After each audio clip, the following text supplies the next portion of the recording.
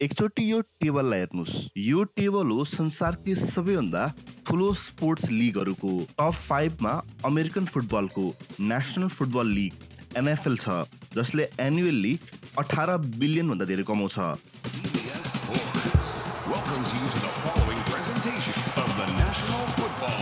Number 2 मा क्रिकेटको Indian premier league IPL छ। त्यसपछि बेसबलको MLB, बास्केटबलको NBA र फुटबलकै इङ्ग्लिस प्रिमियर लिग EPL छ। त्यसपछि आइस हकीको NHL र बाँकी 4वटा युरोपका ठुला फुटबल लिगहरू छन्।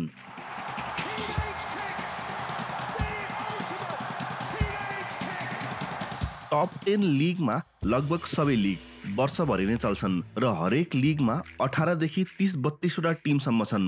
तर IPL यसमा एक्सेप्सन हो, किनकि यो 2 महिना मात्र चल्छ र टिम पनि 10 वटा मात्रै छन्। पर म्याचमा हिसाब गर्ने हो भने IPL मा मिडिया राइट्सबाट मात्र पर म्याच $13.8 मिलियन आउँछ, जुन वर्ल्डकै सेकेन्ड र इङ्ग्लिस प्रिमियर लिग भन्दा पनि धेरै हो। क्रिकेट लिगको मात्र कुरा गर्ने हो भने फाइनेन्सियल टर्म्समा र क्रिकेटिङ टर्म्समा पनि IPL धेरै अगाडि छ। IPL पछि UAE को IL T20, साउथ अफ्रिकाको T20, अस्ट्रेलियाको बिग ब्याश लिग र इङ्ल्यान्डको द 100 छ।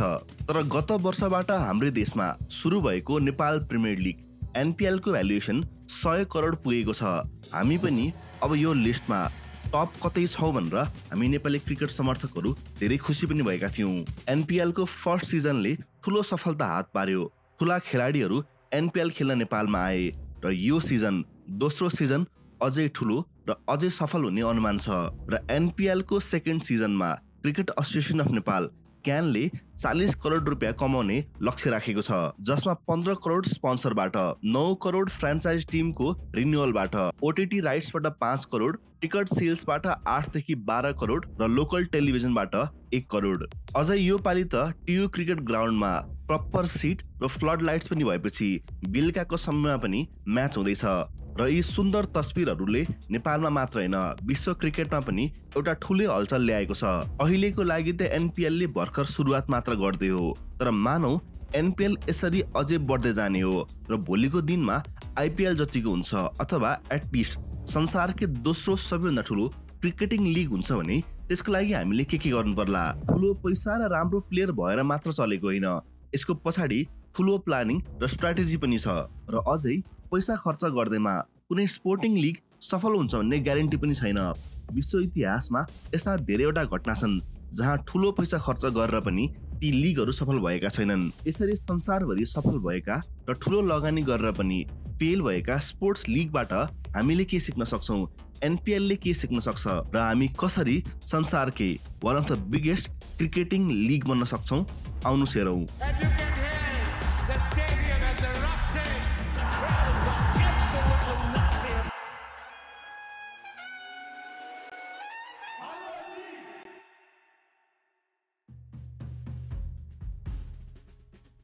IPL को कथा 2007 मा होइन, यसको 12 वर्ष अगाडि सुरु हुन्छ, जब इन्डियन बिजनेस फ्यामिलीमा जन्मिएका ललित मोदी अमेरिका पुग्छन्। हुर्किँदै गर्दा ललित मोदीको 2वटा मात्र रुचि थियो, पहिलो क्रिकेट र दोस्रो बिजनेस, र अब उनले यी दुवै कुरालाई कसरी जोड्ने भनेर सोच्दै थिए। I understood in the entertainment industry, 2 things worked in India: Bollywood, cricket, nothing else. Why not find a way to combine them? अमेरिकामा हुँदा त्यहाँ चलिरहेको प्रोफेसनल स्पोर्ट्स लिगहरू, बास्केटबल, रग्बी र बेसबलको टुर्नामेन्टलाई कसरी क्रिकेटमा उतार्न मिल्छ र इन्डियामा यसलाई कसरी इम्प्लिमेन्ट गर्ने भनेर उनले अध्ययन सुरु गरे। र 1995 मा उनले इन्डियाको क्रिकेट बोर्ड BCCI लाई एउटा 50 ओभरको फर्मेटको टुर्नामेन्टको आइडिया पिच गरे, जुन कुरा सिधै BCCI ले रिजेक्ट गर्यो, किनकि त्यो बेलामा BCCI ले यस्तो टुर्नामेन्ट गर्न मिल्छ, कमर्सियली स्पोर्ट्स लिग गर्ने भन्ने बारेमा सोचेकै थिएन। 1990s र अर्ली 2000 क्रिकेटको लागि खासै राम्रो वर्षहरू थिएनन्, किनकि त्यो बेलामा इन्टरनेसनल क्रिकेटमा 2वटा मात्रै फर्मेट थियो, 5 दिन चल्ने टेस्ट र 7-8 घण्टा भन्दा बढी लाग्ने वान डे फर्मेट, जुन 50 ओभरको हुन्थ्यो। इन्डियामा क्रिकेटको क्रेज बढिराखे पनि अरू ठाउँमा भने अटेन्डेन्स घट्दै थियो र यो सबै समस्या किन हुँदैछ र यसलाई कसरी सल्भ गर्ने भनेर इङ्ल्यान्डको क्रिकेट बोर्ड ECB ले एउटा सर्वे गर्यो, जसको एउटा सिम्पल कन्क्लुजन थियो: क्रिकेट धेरै लामो हुँदैछ, जसको कारणले मान्छेहरूले चाहेर पनि टाइम दिन सकिरहेका छैनन्। क्रिकेटलाई नै माया गर्ने फ्यानहरू त आइरहेका थिए, तर नयाँ अडियन्सकोमा जान गाह्रो हुँदै थियो। र यही सर्वेले अर्को एउटा कुरा पनि भनेको थियो कि वान डे इन्टरनेसनल 50 ओभरकोमा सुरुको 15 ओभर इन्ट्रेस्टिङ हुन्छ र पछि अन्तिम 5 ओभरको पनि इन्ट्रेस्टिङ हुन्छ, तर जुन बीचको 15 ओभरदेखि 45 ओभरसम्म छ त्यो चाहिँ बोरिङ हुँदै थियो। र यसलाई समाधान गर्न एउटा नयाँ फर्मेट बनाउने भनियो, इन्ट्रेस्टिङ 20 ओभरको गेम, जसलाई T20 फर्मेट भनियो। र यसको एक्सपेरिमेन्ट स्वरूप ECBले 2003 मा 2020 कप आयोजना गरेको थियो र ट्रेडिसनली अडियन्सको नम्बर घट्दै गएको अवस्थामा यो टुर्नामेन्टमा भने अडियन्सको ठुलो वृद्धि भएको थियो। पछि 2005 मा अस्ट्रेलिया र न्युजिल्यान्डको बीचमा पहिलो T20 इन्टरनेसनल म्याच पनि भयो र 2007 मा पहिलो T20I वर्ल्ड कप। अहिले अलिकति अचम्म लाग्न सक्छ, तर त्यो बेलामा T20 लाई कसैले पनि सिरियसली लिन्थेन। T20 भनेको सिरियस क्रिकेट फर्मेट होइन खालको एउटा भाष्य थियो। टेस्ट क्रिकेट र 50 ओभरको क्रिकेट चाहिँ सिरियस क्रिकेट हो। T20 त खेलठट्टा हो जस्तो मात्र थियो। इनफ्याक्ट 2007 मै 50 ओभरको वर्ल्ड कप पनि भएको थियो र सबैको ध्यान त्यतातर्फ थियो। तर प्री टुर्नामेन्ट फेभरेट्स इन्डिया र पाकिस्तान ग्रुप स्टेजबाटै आउट हुन्छन्।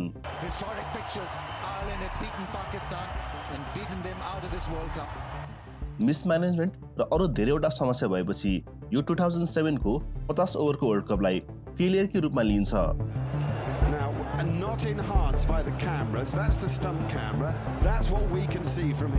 तर यही वर्ष भएको T20 वर्ल्ड कपलाई इन्डियाको BCCIले खासै सिरियसली लिएन, अथवा सिनियर प्लेयरहरूले हामी जाँदैनौँ भने, जसको कारण इन्डियन क्रिकेट टिममा भएका सचिन तेन्दुलकर, सौरभ गाङ्गुली, राहुल द्रविड लगायतका सिनियर प्लेयरहरू वर्ल्ड कप नै गएनन्। र अब इन्डियन क्रिकेट टिमको को क्याप्टेन बन्छ भन्दा कोही पनि सिनियर प्लेयर बाँकी नभएपछि BCCIले धोनीलाई नयाँ क्याप्टेन बनाउँछन् र यो एउटा नयाँ युगको सुरुवात थियो। किनकि 2007 को T20 वर्ल्ड कप इन्डियाले पाकिस्तानलाई फाइनलमा हराएर जित्यो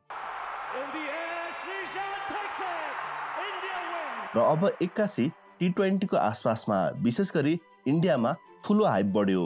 नयाँ यङ क्याप्टेन धोनीको झन् ठुलो चर्चा त हुने नै भयो र यो बेलासम्ममा ललित मोदी BCCI का भाइस प्रेसिडेन्ट बनिसकेका थिए र उनको जुन पुरानो सपना थियो त्यो पुरा गर्न यो सही मौका थियो। 50 ओभरकोमा फ्रेन्चाइज बेस्ड टुर्नामेन्ट गर्न गाह्रो थियो, त्यो पनि लामो नै थियो, र T20 मा यो सम्भव थियो। र इन्डियामा क्रिकेट बाहेक अर्को कुन कुराको क्रेज छ भन्दा बलिउडको। र IPL बन्दै गर्दा सुरुबाट नै यो दुईवटा चिजलाई नै मिसाउनुपर्छ। एउटा यस्तो टुर्नामेन्ट बन्नुपर्छ, एउटा यस्तो गजबको माहौल बन्नुपर्छ जसमा सबैले आफ्नो ठाउँ पाउन् र एउटा रमाइलो माहौल बनोस्। र 2007 मा इन्डियन प्रिमियर लिग बन्यो, जसमा बलिउडका पपुलर एक्टर शाहरुख खानको IPL टिम थियो KKR। किङ्स 11 पन्जाबलाई सपोर्ट गर्न प्रीति जिन्टा आउँथिन्।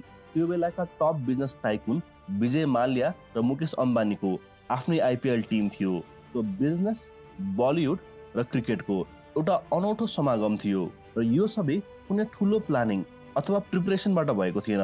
इनफ्याक्ट 2007 मा इन्डियाले T20 वर्ल्ड कप जितेको 8 महिनामा IPL को पहिलो म्याच हुँदै थियो र IPL को पहिलो सिजन सुपर हिट गयो। 200 मिलियन भारतीयले टिभीमा IPL हेरे, 10 मिलियन प्लस ओभरसिज भ्युज थियो। त्यो बेलामा टिभी भ्युअरशिपमा record viewing English premier league EPL को 150 मिलियन थियो, जुन IPL ले आफ्नो पहिलो सिजनमा तोड्यो र यो संसारकै 6th बिगेस्ट स्पोर्ट्स लिग बन्यो र अहिले त यो वर्ल्डकै टप 3 हाईएस्ट रेभेन्यू जेनेरेटिङ लिगमा पर्छ। इनफ्याक्ट एक हिसाबले IPL को सक्सेसकै कारणले नै अरू धेरैवटा देशले आफ्नै T20 लिग बनाएका छन्, जसमध्ये NPL पनि एउटा हो। T20 लाई ग्लोबलाइज गर्नको लागि अथवा T20 लिगहरूलाई एस्टाब्लिस गर्नको लागि IPL को सक्सेसको धेरै ठुलो हात छ। इन्डियन क्रिकेट बोर्ड BCCI वर्ल्डकै सबैभन्दा रिचेस्ट क्रिकेट बोर्ड हो र यसमा IPL को धेरै ठुलो हात छ। IPL सुरु हुँदा यसको ब्रान्ड भ्यालु $1.1 बिलियन थियो र त्यसपछिको हरेक वर्षमा यो बढेको नै छ। 2024 मा यसको ब्रान्ड भ्यालु $12 बिलियन पुगेको छ र IPL ले क्रिकेट मात्रै ल्याएको छैन, IPL ले BCCI लाई धनी मात्रै बनाएको छैन, तर धेरैवटा ठाउँमा यसले ठुलो इम्प्याक्ट पारेको छ। इन्डियन इकोनोमीमा यसले ठुलो मद्दत गर्छ। Media, broadcasting, tourism, hospitality, real estate लगायत धेरैवटा क्षेत्रमा आइपिएलले 1.5 लाख भन्दा धेरै एक्टिभ रोजगारी बनाउँछ।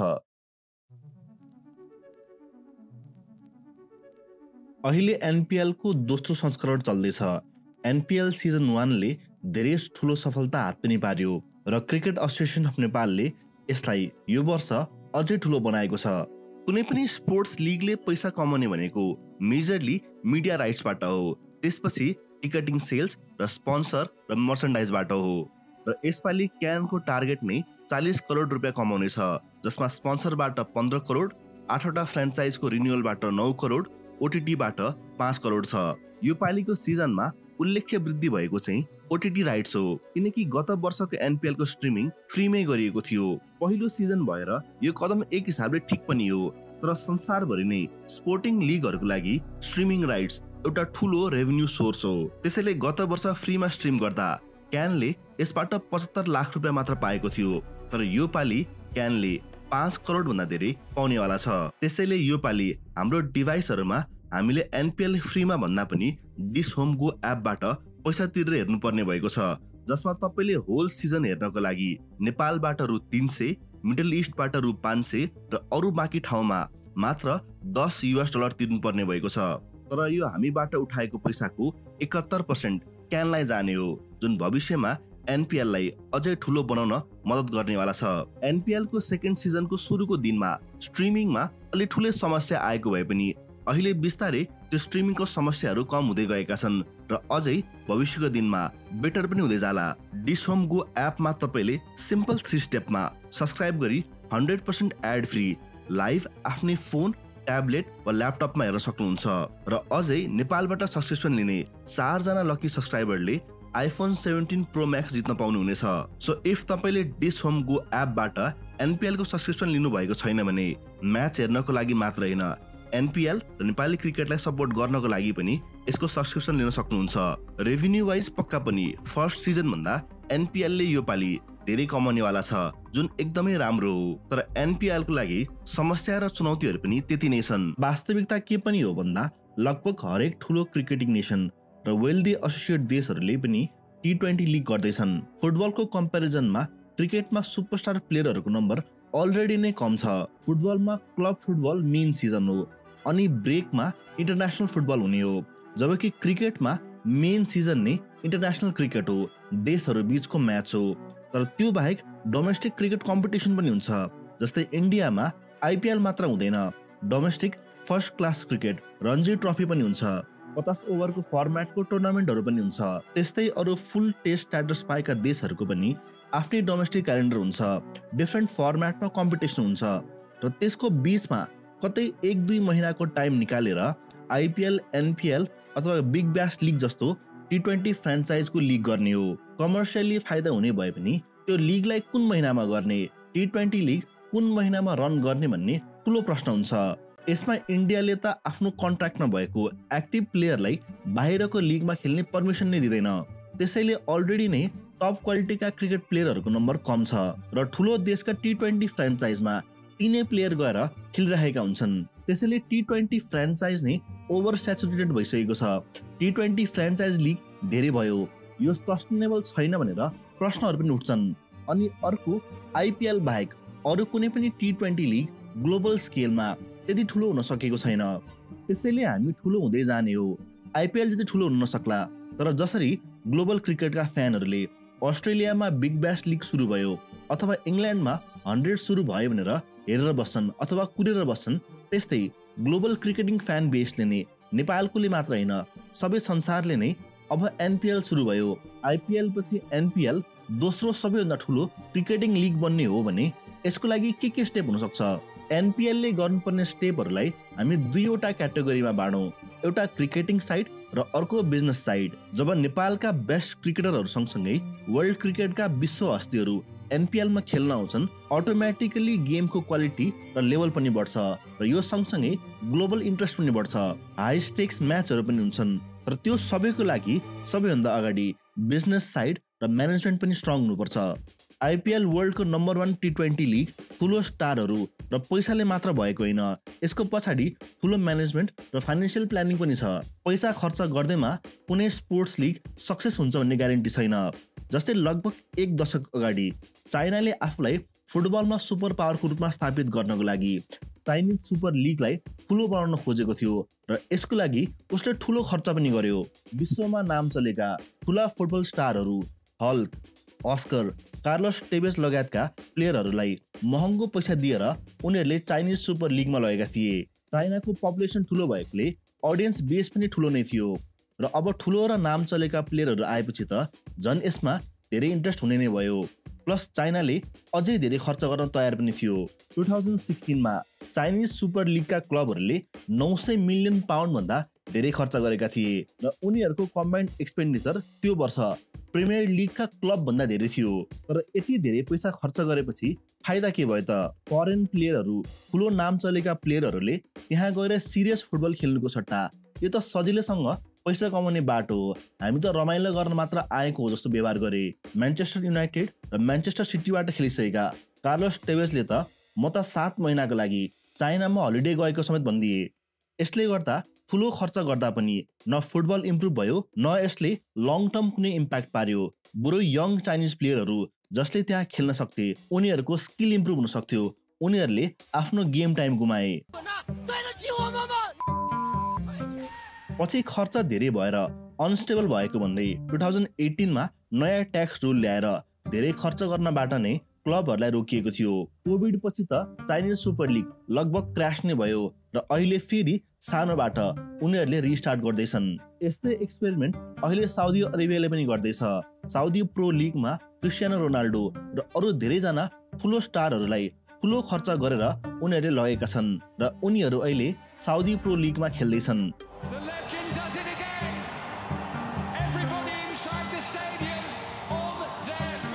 पक्का पनि चाइना भन्दा साउदी अरेबियाले धेरै खर्च गर्नेवाला छ, तर यो सबै उनीहरूले 2032 मा हुन आँटेको फिफा वर्ल्ड कपको तयारीको लागि मात्र गरेको हो। उनीहरूले यसलाई सस्टेनेबल बनाउन सक्दैन भनेर प्रश्नहरू पनि उठेका छन्। त्यसैले यसबाट के थाहा हुन्छ भन्दा ठुलो पैसा खर्च गर्दैमा, धेरै पैसा खर्च गरेर ठुलो प्लेयरहरूलाई ल्याउँदैमा स्पोर्ट्स लिगको रेपुटेसन बढ्दैन। क्रिकेट प्लेयरहरू आइपिएल पैसाको लागि मात्र खेल्न आएका होइनन्, हो त्यहाँ राम्रो पैसा पाइन्छ, तर यसको रेपुटेसन पनि ठुलो छ। एकचोटि आइपिएलमा खेलिसकेपछि त्यो प्लेयरको पनि रेपुटेसन बढ्छ। त्यसैले एनपिएललाई ठुलो ब्रान्ड बनाउने हो, एनपिएललाई वर्ल्डकी सेकेन्ड लार्जेस्ट क्रिकेटिङ लिग बनाउने हो भने एनपिएलको आफ्नै रेपुटेसन पनि बढ्नुपर्छ र यो सबैको लागि म्यानेजमेन्ट साइड झन् स्ट्रङ हुनुपर्ने हुन्छ। जस्तै आइपिएलले सुरुबाट नै आफूलाई मार्केटिङ गर्दा बेस्ट क्रिकेटिङ लिगको रूपमा मात्र गरेन, क्रिकेटेनमेन्टको रूपमा लियो। क्रिकेट प्लस इन्टरटेनमेन्ट, जुन त्योभन्दा अगाडि कसैले पनि गरिरहेको थिएन, किनकि उनीहरूले टार्गेट गर्दा आइपिएल क्रिकेट हेर्ने अडियन्सलाई मात्र टार्गेट गरेका थिएनन्। उनीहरूले यसलाई फ्यामिली टाइम जस्तो हो, इन्टरटेनमेन्ट हो, बलिउडका स्टार देखिन्छन्, अरू रमाइलो कुराहरू हुन्छन्, हरेक साँझ कामबाट अथवा पढाइबाट आएर आफूलाई मन परेको टिमलाई सपोर्ट गर्दै टिभी हेर्ने कल्चर नै बन्यो। यसले गर्दा कोर क्रिकेटिङ अडियन्स मात्र होइन, क्याजुअल भ्युअरको नम्बर पनि बढ्यो। त्यसैले एनपिएललाई अझै ठुलो बनाउने हो भने क्रिकेट हेर्ने अडियन्सलाई मात्र होइन, अरू क्याजुअल अडियन्सलाई पनि ल्याउनु पर्ने हुन्छ। यो त प्रपर फेस्टिभल नै हो, यो इन्टरटेनमेन्ट हो, यसले अझै धेरै इन्टरटेनमेन्ट भ्यालु दिन सक्छ भनेर स्ट्याब्लिस गर्नुपर्ने हुन्छ। अरू एसोसिएट देशको क्रिकेटिङ लिग भन्दा नेपालसँग एउटा बेनिफिट फ्यानको हो, किनकि नेपालमा क्रिकेट अडियन्स जहिले पनि ठुलो नम्बरमा नै छ र कुनै पनि लिग सस्टेन गर्छ या गर्दैन भन्नेमा कतिको फ्यान इङ्गेजमेन्ट छ त्यसले ठुलो भूमिका खेल्छ। इनफ्याक्ट संसारमा जति पनि ठुला स्पोर्टिङ लिगहरू छन् त्यहाँका टिमहरूले आफ्नो लोयल फ्यान बेस बनाएका हुन्छन् जो रेगुलरली आफ्नो टिमलाई सपोर्ट गर्छन्, जित्दा खुसी हुन्छन्, हार्दा निराश हुन्छन्। जस्तै म प्रिमियर लिगमा आर्सेनल फुटबल क्लबको फ्यान हुँ।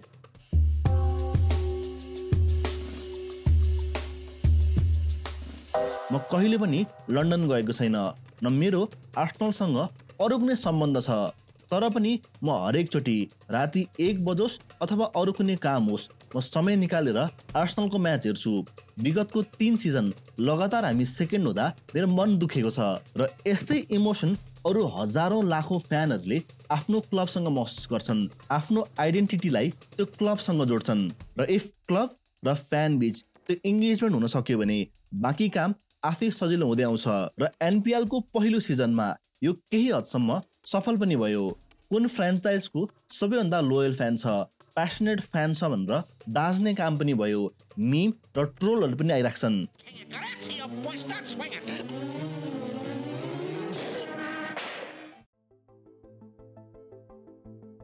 नेपाल क्रिकेटको ठुलो पोटेन्सियल छ भनेर हामीले धेरै अगाडिबाट नै भन्दै आएको हो, तर अब चाहिँ साँच्चै नै कमर्सियली र ग्लोबल स्टेजमा पनि नेपाललाई चिनाउनको लागि एनपिएल हामीसँग छ। तर यो यतिकै सजिलै हुनेवाला छैन। टियु क्रिकेट ग्राउन्डमा म्याच गर्न नदिने अथवा टियुमा भएका स्टुडेन्ट युनियन र अरू समस्याको कुरा पनि नआएको होइन। अझै प्लेयर्सहरूलाई नै भेटेर म्याच फिक्सिङ गर्नको लागि 1 करोड अफर दिएको भन्ने कुराहरू आउँदै गर्दा भोलिको दिनमा एनपिएल ठुलो हुँदै गर्दा यस्तो कुराहरू त झन् धेरै बढेर जानेवाला छ। यसको लागि अझै सतर्क हुनुपर्ने आवश्यकता छ। प्लस अहिले त क्यानले ठुलो इच्छा शक्ति देखाएको छ, त्यसैले एनपिएल हुँदैछ। तर भोलिको दिनमा क्यानमा लिडरसिप चेन्ज हुँदै गर्दा अथवा यदि कुनै नयाँ लफडा आयो भने त्यो बेलामा एनपिएलको फितलो म्यानेजमेन्ट हुनु हुँदैन। एनपिएल फेरि सेकेन्ड गियरमा जानु हुँदैन अथवा रद्द हुनु हुँदैन। त्यस्तै नेपाल क्रिकेटको लागि र एनपिएलको लागि अझै ठुलो इन्फ्रास्ट्रक्चरको आवश्यकता छ। अझै धेरै स्टेडियमहरू बन्नुपर्ने छ, होम एन्ड अवेमा जानुपर्ने छ र यस्तो गर्न सकेमा यसले नेपाली क्रिकेटलाई मात्र उचाल्दैन, नेपालको इकोनोमीलाई पनि उचाल्छ। 2024 मा आइपिएलको कारणले इन्डियाको मिनिस्ट्री अफ टुरिज्मका अनुसार उनीहरूले $540 मिलियन कमाएका थिए। यसको मतलब के हो भन्दा एनपिएल सफल हुँदै गर्दा योसँग जोडिएका अरू सेक्टरहरू पनि वृद्धि हुन सक्छन्। भोलिको दिनमा हामीले क्रिकेट प्लस टुरिज्म भनेर अथवा क्रिकेट प्लस ट्रेकिङ भनेर नै प्याकेज बनाएर अगाडि ल्याउन सक्छौँ, जसले एनपिएल र क्रिकेट त ग्रो हुन्छ नै, त्यसले हाम्रो टुरिज्म इन्डस्ट्री पनि ग्रो हुन सक्छ। यस्ता अरू विभिन्न पोटेन्सियल छन् होला र यसलाई पनि राम्रोसँग हेर्न आवश्यक छ। ठुला समस्याहरू छन्, चुनौतीहरू छन्, तर आश गरौँ कि एनपिएल हरेक वर्ष बढ्नेछ, हरेक वर्ष ठुलो हुनेछ र यसले नेपाल र नेपाली क्रिकेटलाई अझै माथि लग्नेवाला छ।